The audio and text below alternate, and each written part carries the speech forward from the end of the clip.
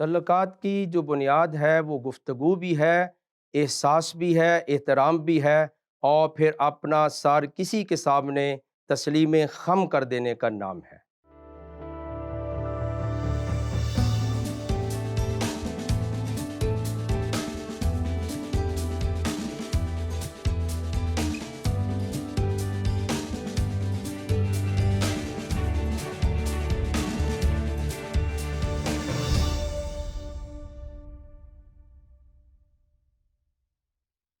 Programme دوستی کا ہاتھ بائی صدیق کے ساتھ میں آپ کو انتہائی ادب، احترام، پیار اور محبت سے سلام عرض کرتا ہوں، اور اس بڑے سلسلے کو جس کو ہم نے کئی ہفتوں میں متواتر سنا ہے، مسیحی مسلم تعلقات کی تاریخ، اور اس میں پچھلے ہفتے ہم نے نجاشی بادشاہ کی بات کی تھی جہاں پر پیغمبر اسلام نے اپنے ساتھیوں کو بھیجا، لیکن ہم نے اس کی اصل ریزن بتائی تھیں کہ یہ صرف اخلاقی ان کا جو ہے وہ محبت کا طریقہ نہیں تھا مسیحیوں کا، بلکہ اس کی جو بنیاد تھی، اس کی جو اصل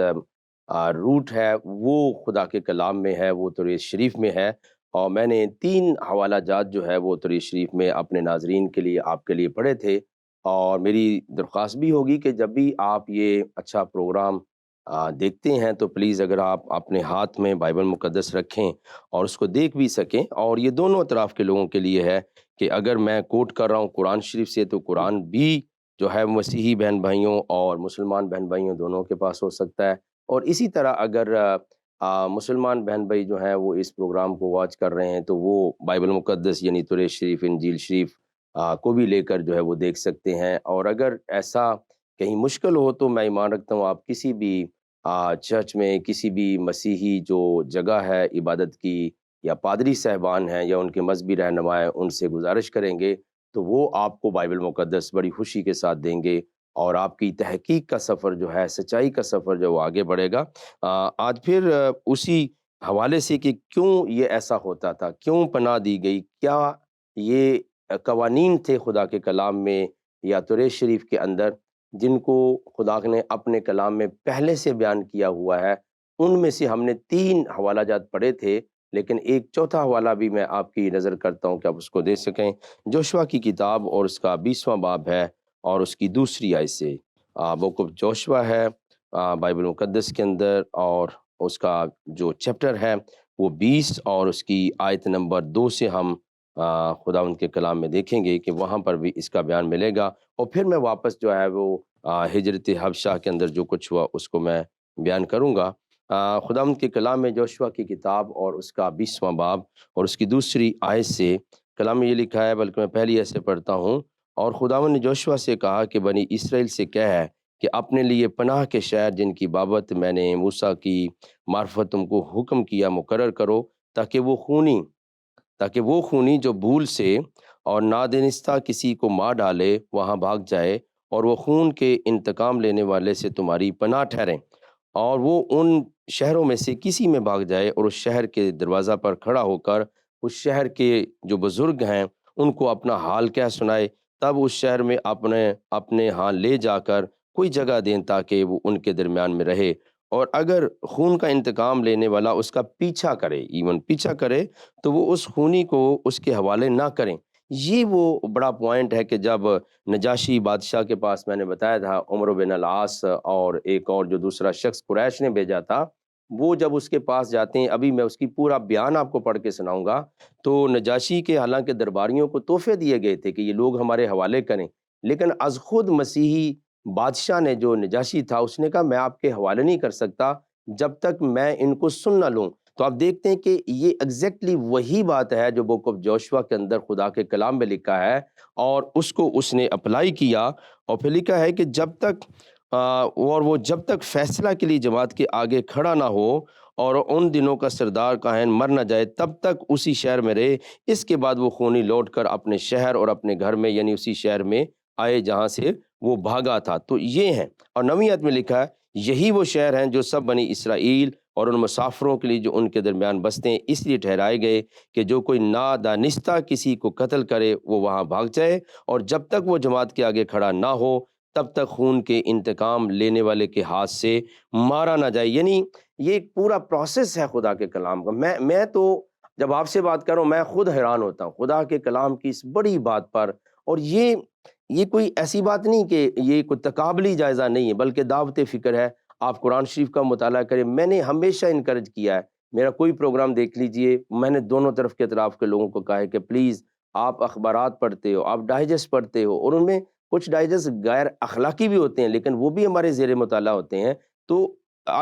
اس کے علاوہ اگر آپ بائبل مقدس کو پڑھ لیں گے تو وہ تو بہت اچھی معلومات آپ کو دیں گے۔ تو آج یہ کلیئر ہو گیا ہے کہ کیوں یہ جو اسائلم ہے اور سیکنگ ریفیوج کا جو اصول ہے کیوں ہے، اور اس کی بنیاد جو ہے بائبل مقدس کے اندر موجود ہے۔ میں واپس لے کے جا رہا ہوں ان بیانات کی طرف اور ان مکالمات کی طرف جو کہ نجاشی بادشاہ اور جو ڈیلیگیشن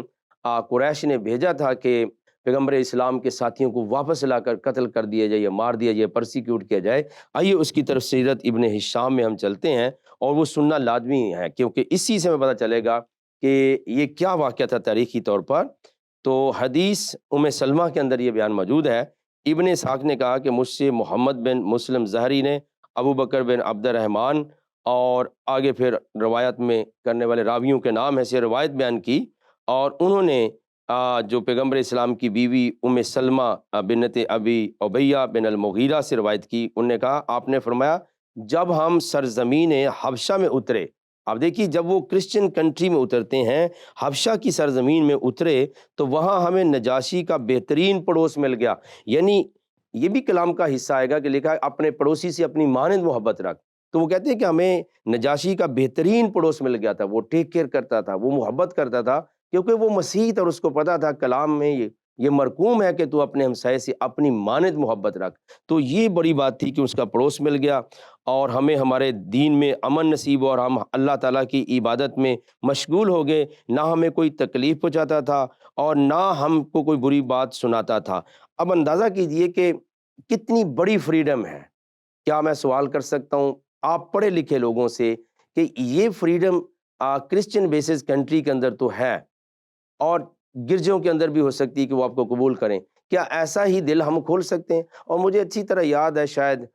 پوپ صاحب نے بھی یہ بیان دیا تھا سیریا کے ریفیوجیز کے لیے کہ ہم انہیں ویلکم کہتے ہیں، حتیٰ کہ وہ ملنے کے لیے گئے، اور بہت سارے مسیحی جو تنظیمیں انہوں نے اپنا حصہ ڈالا۔ لیکن یہ ایک دعوت فکر ہے کہ مکہ اور مدینہ کے اندر ایک بھی سیریا کا مسلمان جو بیچارہ لٹا پٹا تھا، جو گھر سے بھاگا ہوا تھا مصیبت سے، اس کو پناہ نہیں ملی۔ لیکن یہ سلمہ کی حدیث ہے کہ ہمیں وہاں امن بھی مل گیا، اور جب اس حالت کی اطلاع قریش کو ہوئی، یعنی جو اپوننٹ پارٹی تھی، مخالفین تھے پیغمبر اسلام کے، ان کو پتہ چلا، یہ میں پورا بیان پڑھ کے سنا رہا ہوں اور یہ سننے والا ہے، کیونکہ یہ چونکہ ٹی وی پروگرام ہے اور ریکارڈ ہو رہا ہے، اور یہ مدتوں تک چلے گا۔ جن کے پاس یہ کتاب نہیں ہے، بعض دفعہ تلاش نہیں ہوتی، ملتی نہیں، وہ اس پروگرام کے وسیلے سے دونوں مسلم مسیحی بہن بھائی بیٹھ کے بات سن سکتے اور اس کے اوپر غور و فکر کر سکتے ہیں۔ جب ان کو پتہ چلا تو وہ آپس میں مشورے کیے کہ ہمارے بارے میں نجاشی کے پاس اپنے 2 مستقل مزاج آدمیوں کو ہم روانہ کریں،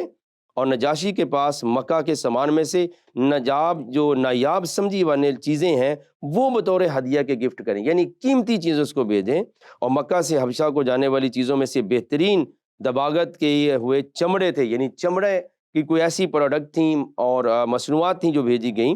انہوں نے اس کے لیے بہت سے چمڑے اکٹھے کیے، انہوں نے اس کے وزیروں میں سے کسی وزیر کو نہیں چھوڑا جس کے لیے ہدیہ نہ بھیجا۔ اب اندازہ کیجئے کہ کوئی چیز لالچ بھی نہیں خرید سکا، اور یہاں سے بڑے بڑے قیمتی تحفے تحائف جو تھے وہ بھیجنے کی کوشش کی گئی کہ ان کے وزیروں کو خرید لیا جائے۔ میں آگے چل کر بیان کروں گا کہ خدا کے کلام میں لکھا ہے، اور اس کو میں پنجابی میں بھی ادا کر دیتا ہوں کہ اپنی سو تو کدی نہ پھردا پاویں کاٹا کھائے۔ یعنی اگر مسیحی ایماندار ہے اور وہ اگر آپ کو ایک بات کہہ دے کہ میں آپ کے لیے یہ کروں گا، تو یہ ایک حلف کے برابر ہے، یہ قسم کے برابر ہے۔ اور جناب خداوند یسوع مسیح جو رحمت دو عالم ہے، آپ نے خود اپنی انجیل شریف میں فرمایا کہ تمہارا کلام کیسا ہو، ہاں ہاں میں یا نہیں نہیں میں، اور جو اس سے آگے وہ بدی ہے۔ آپ اکثر کہتے ہیں میں ہاں بھی نہیں کرتا نہ بھی نہیں کرتا، آپ نے فرمایا نہیں،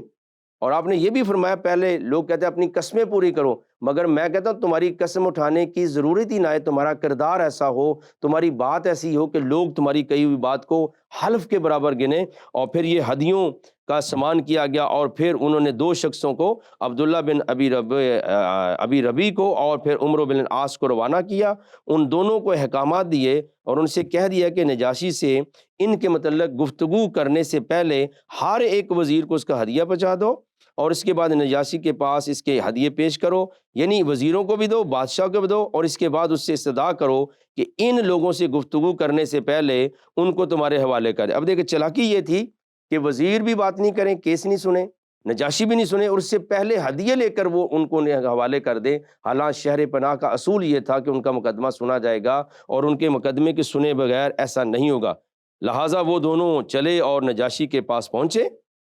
جبکہ ہم اس کے پاس بہترین جگہ اور بہترین ہمسایہ میں تھے، یعنی یہ مسلمان وہاں تھے، وہ کہتے تھے ہمیں تو آرام تھا، سکھ تھا اور چین تھا۔ نجاشی سے گفتگو کرنے سے پہلے انہوں نے اس کے وزیروں میں سے ہر ایک وزیر کو جو ہے اس کا ہدیہ پہنچا دیا، اور پھر کیا کیا، ان سے بات چیت کرنا شروع کر دی۔ ہمیں سے چند کم عمر بے وقوف نوجوانوں نے اپنی قوم کا دین چھوڑ دیا۔ انہوں نے کہا جی ہمارے پاس کچھ نوجوان آئے ہیں جنہوں نے ہمارے رسم و رواج، جو وہاں کا لوکل ریلیجن ہے، وہ چھوڑ دیا ہوا ہے، اور وہ آپ کے پاس آ گئے کہ نیا دین انہوں نے ایجاد کیا ہے جس سے ہم واقف نہیں ہیں، اور انہوں نے بادشاہ کے ملک میں پناہ لی ہوئی ہے۔ وہ نجاشی کو کہنے لگے ان کے متعلق ہم نے بادشاہ کے پاس اپنے قوم کے معزز لوگوں کو بھیجا ہے، تحفے بھیجے ہیں تاکہ آپ انہیں ہمارے حوالے کر لیے، اس لیے جب ہم بادشاہ سے ان کے متعلق گفتگو کریں تو تم بادشاہ کو یہ مشورہ دینا کہ انہیں ہمارے حوالے کر دے اور ان سے گفتگو نہ کرے۔ یعنی یہ وزیروں کو کہا جا رہا ہے کہ اپنے بادشاہ کو جو کہ مسیحی تھا سکھاؤ کہ وہ تحفے تحائف لے اور گفتگو کیے بغیر ان کو ہمارے حوالے کر دے تاکہ ہم ان کو ماریں، کیونکہ شرافت کے لحاظ سے اس قوم، ان کی قوم پر ان پر برتری رکھتی ہے، جو الزام لگانے والے ان پر تھا۔ آخر انہوں نے ان سے کہا بہت اچھا، پھر ان دونوں نے اپنے ہدیے بادشاہ کے پاس پیش کیے اور اس نے ان کے وہ ہدیے قبول کر لیے۔ پھر انہوں نے اس سے گفتگو کی اور اس سے کہا اے بادشاہ، ہم میں سے چند کم عمر نوجوان جو لوگ ہیں وہ بے وقوف ہو گئے، انہوں نے بغاوت کر لی ہے اور وہ دین چھوڑ چکے ہیں جو ہمارا اپنا تھا، اور وہ ایک نیا پروگرام اپنے پاس رکھتے ہیں جس کو ہم بھی نہیں جانتے، ہمارے باپ دادا بھی نہیں جانتے، اور ہم نے آپ کے پاس ان کے متعلق ان کی قوم کے معززین کو بھیجا ہے جس میں ان کے باپ، چچا اور ان کے لوگ ہیں، تاکہ آپ انہیں ہمارے پاس واپس کر دیں تاکہ ہم ان کو واپس لے جائیں۔ سلمہ نے فرمایا، عبداللہ بن ربی نے جب یہ بات کی اور پھر کہا کہ اس بات سے زیادہ کوئی چیز ناپسند نہ تھی کہ نجاشی مسلمانوں کی گفتگو سنے، یعنی جو دو لوگ بھیجے گئے تھے وہ ہر چیز سے زیادہ اس بات کو ناپسند کرتے تھے کہ ان کا مقدمہ سنا ہی نہ جائے۔ آج کی دنیا میں آپ دیکھیے جہاں پہ کرپشن ہے، جسٹس نہیں ملتا ہے، لیکن میں سلام پیش کرتا ہوں اس بادشاہ کو، اس کی اس فراست کو، اس کی حکمت کو، کلام کے مطالعے کو، کہ اس نے ساری چیزوں کے باوجود ان کے ساتھ وہ ایگری نہیں ہوا۔ اور پھر لکھا ہے کہ جب یہ چیزیں ہوئیں تو اس کے بعد میں تھوڑا شارٹ کرتا ہوں، اس بات پر نجاشی جو بادشاہ تھا وہ غصے میں آ گیا اور اس نے کہا نہیں، خدا کی قسم میں تو انہیں ہرگز ان دونوں کے سپرد نہیں کروں گا، اور نہ ایسا ارادہ ان لوگوں کے متعلق کیا جا سکتا ہے جنہوں نے میرا پڑوس اختیار کر لیا ہے اور میری سرزمین میں بطور مہمان گئے ہیں۔ اس نے ایک حلف اٹھایا کہ میں تو ان لوگوں کو آپ کے جو ہے وہ حوالے نہیں کر سکتا، کیوں کہ انہوں نے میری پناہ لے لی ہے، میں ایماندار بندہ ہوں، اور پھر میرے ملک میں آئے ہیں، اور پھر یہ بھی لکھا ہے اس کے اندر کہ میرے سوا دوسروں کو چھوڑ کر انہوں نے میرا انتخاب کیا ہے، انہوں نے مجھے چنا کہ میرے ملک میں آئے، اس لیے میں انہیں بلاؤں گا پہلے، اور ان دونوں نے ان کے متعلق جو کچھ کہا ہے ان کی نسبت میں ان سے دریافت کروں گا، پھر اگر ان کی حالت ویسی ہی ہو جیسا یہ دونوں کہہ رہے ہیں، یعنی وہ واقعتاً مجرم ہیں، تو میں انہیں ان کے حوالے کر دوں گا اور انہیں ان کی قوم کی طرف سے واپس کر دوں گا، اور اگر ان کی حالت اس کے خلاف ہوئی، یعنی جو تم کہہ رہے وہ غلط ثابت ہو گیا، تو میں ان لوگوں سے ان کی حفاظت کروں گا، جب تک وہ میرے پڑوس میں رہیں میں ان کے پڑوس کا اچھا حق ادا کروں گا۔ اب آپ اندازہ کر لیجئے کہ بادشاہ کا کتنا بڑا اخلاقی معیار ہے، اور آج بھی جب لوگ اسائلم لیتے ہیں، ریفیوج لیتے ہیں کرسچن بیسز کنٹری کے اندر، تو پیچھے سے اگر آپ چلے بھی جائیں تو وہ آپ کے حوالے نہیں کریں گے، وہ کہیں گے ہم ان کا مقدمہ سنیں گے۔ اور یہی اسائلم اور ریفیوج میں ہوتا ہے کہ جب آپ کیس اپلائی کرتے ہیں تو آپ کے کیس کو سنتے ہیں، بلکہ ویریفیکیشن کے لیے آپ کے جو ہوم کنٹری میں وہ چیزوں کو بھیجتے ہیں، اور جب پروو ہو جاتا ہے تو وہ کہتے ہیں ٹھیک ہے جی ہم آپ کو واپس نہیں بھیج رہے، آپ یہاں رہ سکتے ہو۔ تو یہ کس طرح ہم اس دعوت کو عام کریں کہ کرسچن جو بیسز کنٹری ان میں تو اسائلم مل جائے، لیکن فار ایگزامپل میں مسیحی ہوں اور مجھے مصیبت پڑ جائے، ہم کہتے ہیں کہ اسلام امن کا مذہب ہے، آف کورس اس کے میننگ بھی یہی ہے۔ ہم کہتے ہیں کہ جناب پیغمبر اسلام جو رحمت للعالمین ہے، تو کیا اگر میں مجبور ہوں، اگر میں تنگ کیا جا رہا ہوں، تو کوئی کسی اسلامی ملک کا نام بتایا جائے جہاں جا کر میں بھی پناہ لوں، بلکہ میں تو کیا کسی بیچارے محمد کریم محمد سلیم کو وہاں پناہ نہیں ملے گی۔ تو آج کی ماڈرن دنیا میں یہ بہت بڑا چیلنج ہے کہ اتنا بڑا فرق کیوں ہے؟ کیا مسیحیوں کے اوپر یہ اوبلیگیٹری ڈیوٹی ہے؟ ہاں میں کہتا ہوں کیونکہ یہ ان کے کلام میں لکھا ہے، جو خدا نے کلام دی اس کے اندر لکھا ہے، اس لیے شاید وہ اس فرض کو نبھا رہے ہیں، لیکن پوری دنیا کو آج پرانے رسم و رواج کو توڑنا ہے، اور اس جدید دنیا کے اندر ہم نے ایک دوسرے کے ساتھ جو ہے اکتفا بھی کرنا ہے۔ اور پھر جو ہے آگے بھی ان کا ایک بیان ہے کہ انہوں نے پورا بیان جو ہے وہ نجاشی بادشاہ کو کہتے ہیں، اور اس کے متعلق وہ بیان کیا کرتے ہیں؟ وہ کہتے ہیں جی ہم تو مردار کھانے والے لوگ تھے، یعنی جو عرب کے لوگ تھے بتوں کی ہم پوجا کرتے تھے، اور پھر حلال اور حرام کا جو ہے ہمارے پاس کوئی تصور موجود نہیں تھا۔ یہ پورا بیان موجود ہے، اور پھر یہ لکھا ہے اور ہم نے آپ کو اور آپ کے سوا دوسرے لوگوں کو ترجیح دی، اور ہم آپ کے ملک میں آ گئے ہیں کہ ہمیں آپ پناہ دیں۔ اور اس کے علاوہ یہ کہتے ہیں اے بادشاہ ہمیں امید ہوئی ہے کہ آپ کے پاس ہم پر کوئی ظلم نہ ہوگا۔ یہ کیوں ایمان بن گیا تھا کہ مسیحی ان پر ظلم نہیں کریں گے؟ لیکن آج میں حیران ہوتا ہوں کہ جب کوئی مسلمان بہن بھائی مسیحیوں پر ظلم کرے، لیکن اس خطبے کو اس واقعہ کو آپ پتہ ہے میں ملک پاکستان کے متعلق تھوڑا جانتا ہوں کہ وہاں بہت سال پہلے کوئی 30 ایئرز پہلے جو ہے یہ جو نجاشی بادشاہ کی کہانی ہے، یہ طالب علم جو لوگ اسٹوڈنٹ تھے اسکول کے ان کی کتابوں میں ان کے سلیبس میں یہ بات شامل تھی، لیکن بڑے دکھ کی بات ہے کہ وہ نکال دی گئی ہوئی ہے، کیونکہ اس سے جو ہے لوگوں کو پتہ چلنا تھا کہ کتنا پاور آف ٹالرنس تھی، کتنا ویلکم تھا، کتنے مسیحی مہربان ہیں، لیکن اس کہانی کو نکال دیا گیا ہے۔ آج بھی میری دعا ہے کہ یہ کہانی نہ صرف یہ کہانی بلکہ اس کے اوپر پرچار کیا جائے۔ تو وہ کہتے ہیں جناب ہم آپ کے ملک میں امن سے رہ سکتے ہیں۔ جناب ام سلمہ نے فرمایا تو ان سے نجاشی نے کہا کہ کیا اس کلام میں سے جو کچھ تمہارے پاس ہے جس کو وہ اللہ کے پاس سے لایا، یعنی تمہارا پیغمبر لایا، اس میں سے کچھ مجھے پڑھ کر سناؤ۔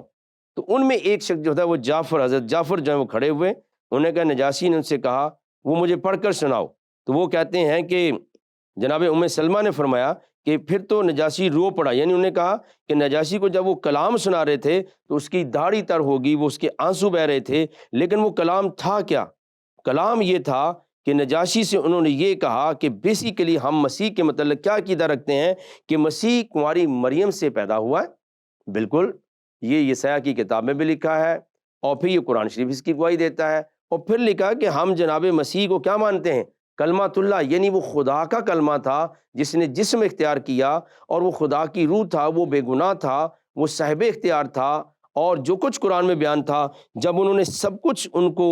پڑھ کے سنا دیا تو پھر وہ نجاشی بات جو تھا وہ جوش میں آ گیا، اور اس نے ان کو یہ کہا، جس کے ترجمے کو میں پڑھ کے سناتا ہوں، اس نے کہا بے خوف ہو جو تم کو برا بھلا کہے اس سے بدلہ لیا جائے گا۔ اس نے کہا جو تمہیں کچھ کہے گا میں اس سے بدلہ لوں گا، لیکن تم میری رعایا کے اندر جو ہے وہ بڑے امن کے ساتھ محبت اور پیار سے رہ سکتے ہو۔ آپ اندازہ کیجیے، اور پھر یہاں تک نہیں ہوا بلکہ نجاشی کے اوپر جو ہے وہ کچھ جنگ کا ماحول آ گیا، یعنی وہ ان کی کسی کے ساتھ لڑائی ہوئی تو مسلمان کیا کر رہے تھے جو وہاں موجود تھے؟ مسیحی بادشاہ کے لیے وہ دعا کر رہے تھے، یعنی کسی نے جب نجاشی پر حملہ کیا تو یہ جو صحابہ کرام تھے وہ ان کا بیان موجود ہے، نے فرمایا کہ ہم اللہ تعالیٰ سے دعائیں مانگ رہے تھے کہ نجاشی کو اپنے دشمنوں پر غلبہ عطا فرما دے۔ تو آپ اندازہ کیجئے کہ تعلقات تو اتنے اچھے تھے، اتنے زیادہ تھے کہ جناب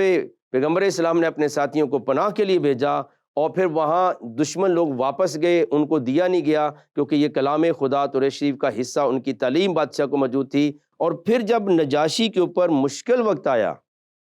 تو کس نے دعائیں مانگی ہیں؟ عام مسلمانوں میں میرے بہنوں بھائیوں نہیں مانگی، بلکہ صحابہ اکرام نے جو نبی کے بھیجے ہوئے پیغمبر کے بھیجے ہوئے لوگ تھے وہ مسیحی اس کرسچن بادشاہ کے لیے دعائیں مانگ رہے تھے کہ اللہ تعالیٰ اے خدا ان کو غلبہ، ان کو جو ہے وہ فتح عطا فرما۔ تو میرا سوال آپ سے بھی ہے آج اس پروگرام کے ذریعے، آپ ڈھونڈنے کی کوشش کریں گلی محلے شہر میں کون سا ایسا پیارا مسلمان بہن بھائی ہوگا جو آج مسیحی مصیبت میں ہوں، کسی گاؤں میں ان کے گھر جلائے جا رہے ہوں، کسی جگہ تنگ کیا جا رہا ہو اور وہ ان کے لیے دعا کر رہا ہو۔ بلکہ بڑی عجیب سی بات ہے کہ لفظ ہم سنتے ہیں یہود و نصارہ، قرآن شریف نے اور پیغمبر اسلام نے تو نصارہ کی تعریف کی ہے، مسیحیوں کی، لیکن آپ ایک ہی لفظ میں بلکہ 3 لفظ بھی بولے جاتے ہیں، یہود، ہنود اور نصارہ، اور پھر ان پر لعنت کی جاتی ہے، بد دعائیں کی جاتی ہیں۔ تو یہ رواج جو ہے یہ ختم ہونا چاہیے، لیکن یہ کب ہو سکتا ہے؟ جب پیارے عزیزو اتنا بڑا یہ مواد ہے، اور بعض دفعہ مجھے خوف بھی ہوتا ہے کہ اتنے مجھے اس کے اوپر پروگرام کرنے پڑ رہے ہیں، لیکن میں اپنی نیت کے بارے میں سوچتا ہوں جو دل میں خدا نے ڈالا ہے کہ یہ ایک اچھی بات ہے جو ہم بیان کر رہے ہیں، کیونکہ شاید کہ تیرے دل میں اتر جائے میری بات۔ عین ممکن ہے کوئی ایک شخص بھی جو ہے وہ اس بات کو پک کرتا ہے، تو اس کے لیے یہ خدا کا منصوبہ ہے کہ وہ دوسرے انسانوں کے لیے بھلائی کو پیدا کرے، ان کے ساتھ محبت اور پیار کو عام کرے۔ تو آپ نے شاید آج سے پہلے نہیں سنا ہوگا کہ جو مسلمان تھے، صحابہ تھے، انہوں نے مسیحی بادشاہ کے لیے دعائیں کی تھیں۔ تو یہ دعا کرنی چاہیے ایک دوسرے کے لیے، لیکن ہم صرف آپس کے لیے دعا کرتے ہیں۔ حالانکہ میں تو یہ ایمان رکھتا ہوں کہ ہمیں نہ صرف ایک دوسرے کے لیے دعا کریں، دعا کرنے میں برائی کیا ہے؟ دعا ہم کس سے کرتے ہیں؟ خدا سے کرتے ہیں، رب العالمین سے، جو سب کو دیتا ہے۔ تو دعا مانگنے میں کوئی حرج نہیں ہے، اور جب ہم دعا کرتے ہیں تو نہ صرف انسانوں کے لیے دعا کریں بلکہ خدا کی ساری مخلوقات کے لیے، اس پوری کائنات کے لیے ہمیں دعا کرنی چاہیے، اور جو دعا کرتا ہے اسے برکت خود ملنا شروع ہو جاتی ہے۔ تو آپ نے یہ ایک مفصل بیان سنا ہے کہ نہ صرف ان کے پاس گئے بلکہ جب مشکل وقت آیا تو نجاشی کے لیے انہوں نے دعا کی، پھر نجاشی کو جو ہے وہ فتح مل جاتی ہے، اور یہاں تک لکھا ہے کہ مسلمان بہن بھائی وہ جو صحابہ تھے، پیغمبر اسلام کے جو ساتھی تھے، وہ کہاں تک رہے؟ جہاں تک کہ ہم رسول کے پاس ہے، جب آپ مکہ میں تھے، یہ کافی دیر تک جو ہے وہاں انہوں نے اس ریفیوج کو لیا، اس پناہ کو لیا اور اس کو بینیفٹ لیے تاکہ وہ محفوظ ہوں۔ حیات محمد کے اندر جو واقعہ ہے وہ بھی میں آپ کی نظر کرتا ہوں تاکہ آپ یہ نہ کہیں کہ ایک ہی کتاب ایک ہی حوالہ ہے۔ اس میں یہ لکھا ہے کہ جب آپ کے اوپر جو ہے وہ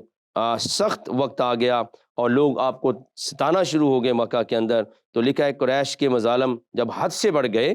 جب چاہا کہ کسی مسلمان کو زد و کوب کر بیٹھے، اور جب چاہا کسی کلمہ گو کو تہہ تیگ یعنی ذبح کر دیں، مار دیں۔ اور یہ حوالہ جو ہے یہ حیات محمد حسنین ہیکل کی کتاب، اس میں دے رہا ہوں۔ صحابہ نے عرض کیا یا رسول اللہ ہمیں کون پناہ دے سکتا ہے؟ یہ بڑی غور طلب بات ہے۔ صحابہ کہتے ہیں کہ ہمیں تو جانوں کا خطرہ، اب پناہ کون دے گا، ہمیں بچائے گا کون؟ کیا کر سکتے ہیں ہم؟ فرمایا حبشہ کے مسیحی حکومت میں تمہیں آرام مل سکتا ہے۔ یہ کلیئر کٹ لفظ موجود ہے، مجھے نہیں پتا کہ کیمرہ اس کو دکھا سکتا ہے یا نہیں، لیکن میں ایویڈنس کے طور پر یہ پیپر جو ہے وہ پیش کر رہا ہوں، اور کبھی اس کا حوالہ چاہیے ہو تو یقیناً آپ کہیں قریبی کسی مسیحی اسکالر سے، یا ہمارے جو نمبرز آتے ہیں کال کرنے کے لیے، سوالات پوچھنے کے لیے، اس کے اوپر بھی آپ رابطہ کر سکتے ہیں۔ تو کلیئر کٹ بات کی، صحابہ کہتے ہیں ہمیں پناہ کون دے گا، ہمیں بچائے گا کون؟ تو پیغمبر اسلام کے لفظ کیا تھے؟ فرمایا حبشہ کی مسیحی حکومت میں تمہیں آرام مل سکتا ہے۔ اور پھر عربی میں نہیں پڑھتا، اس کا میں ترجمہ پڑھتا ہوں۔ پیغمبر اسلام نے فرمایا اس کی بادشاہت میں کسی پر ظلم نہیں کیا جاتا، وہ سرزمین صداقت کا مرجع ہے، یعنی صداقت ہی، سچائی، انصاف اس کے اندر ہے۔ اصلاح احوال تک آپ لوگ ہجرت کر کے حبشہ چلے جائیے۔ اب مجھے بتائیے کہ یہ پیغمبر اسلام کا حکم ہے کہ صرف مسیحی حکومت کا بلکہ نام لیا گیا کہ وہ تمہیں آرام دے سکتی، بھائی اور کیوں نہیں دے سکتے؟ وہاں یمن تھا اور ممالک تھے، میں نے کل بھی کسی پروگرام میں پچھلے ہفتے کہا تھا کہ وہ فارس کے لوگ بھی تھے اور ممالک تھے، لیکن کسی کے اندر پناہ کا تصور نہیں تھا۔ آج پلیز ہم نے تعلقات کو ٹھیک کرنا ہے، صرف ماضی کے تعلقات کو نہ دیکھیں بلکہ آج بھی یہ تعلقات پوری دنیا کے اندر آئیں۔ میری دعوت فکر یہ آئیں، مل کر ہم قرآن شریف کو، توریت شریف کو، انجیل شریف کو، زبور شریف کو، صحائف انبیاء کو پڑھیں، اپنی تاریخ کا مطالعہ کریں، اور پھر آپ کو پتہ چلے گا کہ مسیحی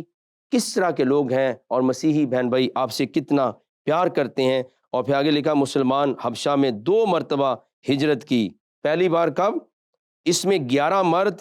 اور 4 بیویاں چھپ چھپا کر مکہ سے ترک اقامت کرنے کے بعد حکمران حبشہ کے زیر سایہ امن سے دن گزارنے لگے۔ لیکن کچھ مدت بعد یہ افواہ قریش تک پہنچی کہ قریش نے مسلمانوں کو ایزانی سے ہاتھ روک لیا ہے، یعنی اب وہاں امن ہو گیا ہے، تو وہ بیچارے واپس آنا شروع ہو گئے۔ لیکن جیسے وہ واپس پہنچتے ہیں تو انہیں اور بھی زیادہ ظلم سہنا پڑتا ہے، اور پھر وہ لوگ دوبارہ حبشہ میں لوٹ جاتے ہیں۔ ایک بار نہیں، دوسری بار بھی جو پناہ ملی ہے تو وہ مسیحی حکومت کے اندر ملی ہے۔ آج میں دعائے خیر بھی کرتا ہوں ان ملکوں کے لیے، جیسے لائک آسٹریلیا کے لیے، کینیڈا کے لیے، امریکہ کے لیے، UK کے لیے، جرمنی کے لیے، فرانس کے لیے، جہاں بھی کتنے ممالک ہیں جو ستائے ہوئے لوگوں کو پناہ دیتے ہیں، اسی لیے وہاں کسی چیز کی کمی نہیں ہے، کسی چیز کا وہاں پرابلم نہیں ہے، کیونکہ خدا دینے والوں کو دیتا ہے، اور جو کسی کا بھلا کرتا ہے اس کا بھلا ہو جاتا ہے۔ اور دوسری بار پھر وہ لوگ حبشہ کو گئے، اس مرتبہ عورتوں اور بچوں کے علاوہ 80 مرد شامل تھے، یعنی کافی بڑی تعداد تھی۔ یہ گروہ جو ہے رسول اللہ کے مدینہ میں ہجرت حبشہ تک رہا، اور وہاں پر انہوں نے قیام کیا، اور پھر یہ سارا واقعہ کافی لمبا ہے، لیکن پھر وہاں پر وہ لوگ ان کے پاس، بادشاہ کے پاس جاتے ہیں کہ ہمیں واپس کر دیا جائے، لیکن بادشاہ کہتا ہے کہ میں ان کے موقف کو سنے بغیر جو ہے وہ تمہارے ان کو حوالے نہیں کر سکتا ہوں۔ اور جب ان لوگوں سے پوچھا گیا کہ تم مسیح کے متعلق کیا عقیدہ رکھتے ہو، تو انہوں نے وہی بات کی جو آج بھی قرآن شریف کے اندر موجود ہے، کہ وہ کنواری مریم سے پیدا ہوئے، وہ کلمۃ اللہ ہیں، کلام مجسم ہیں، وہ روح اللہ بھی ہیں۔ تو یہ سارا بیان جو ہے انہوں نے بادشاہ کو جب سنایا تو بادشاہ جو ہے وہ جوش میں آ گیا، اور اس نے کہا جی میں آپ کو ان کے حوالے نہیں کر سکتا۔ اور پھر سیدہ بی بی مریم کے متعلق انہوں نے کہا کہ بھئی وہ نہایت پاکیزہ خاتون تھیں، اور قرآن شریف میں یہ واحد خاتون ہے جن کا ذکر ہے، اور یہ لکھا ہے کہ وہ دنیا کی تمام عورتوں سے زیادہ بڑی ہیں، محترم ہیں۔ اور پھر نجاشی ابھی خاموشی تھا کہ اس کے درباریوں کے زبان سے بے ساختہ یہ کلمات نکل گئے، باخدا مسیح کا کلام اور ان کے کلمات کا مصدر ایک ہی ہے۔ اور نجاشی نے کہا بے شک، وہ کہنے لگے جو آپ بیان کر رہے ہو اور جو ہماری کتاب انجیل میں لکھا وہ ایک ہی ہے، کہ واقعتاً وہ کنواری مریم سے روح القدس کی قدرت سے وہ حاملہ ہوئیں، اور خدا کا روح نے ان پر سایہ کیا، اور وہ کلام مجسم ہوئے، وہ کلمات اللہ بنے، جن کا معنی انجیل شریف میں لکھا ہے کہ تو ان کا نام یسوع رکھنا، جو اپنے لوگوں کو ان کے گناہوں سے نجات دلائے گا۔ تو یہ جو واقعہ ہے پیارے عزیزو، عجیب طرح ہے اس ہسٹری کے اندر۔ اور پھر خدا کا کلام لکھا ہے کہ یقینی طور پر ایک شخص نے وہاں پر، یہ بھی میں پڑھ کے سنا دوں، نہ صرف وہاں رہے بلکہ ایک شخص نے کیا کیا تھا،